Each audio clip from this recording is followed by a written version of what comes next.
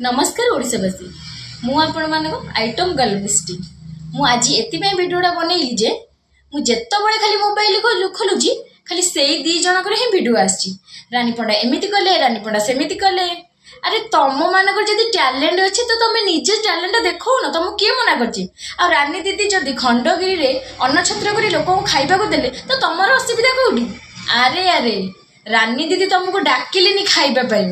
अरे डाकी बाबा केमिति किए चप्पल माड़ खाइले तो किए जोता माड़ खाइले आ चियार माड़ भी खाऊं आ तुमको कौन खंडगिरी डाकी था पचा अंडा माड़ खाइए। रानी दीदी जानी ना तुम क्वालिटीटा कौन से तुम खंडगिरी डाकिलेनी नले पचा टमाटर आ पचा अंडा माड़ खाई था। भी समय अच्छी खंडगिरी पछपटे बहुत अलगा पत्र पड़ी पार्छ जदि पलि आस से चाटिब आ मीडिया वाला को डाकिकी कहीं भो भो कहीं हो कुकुर होमेकिया जो तो कमेंट दौरान तले निजे देख कथा कही तो शिखिन छी छी छी।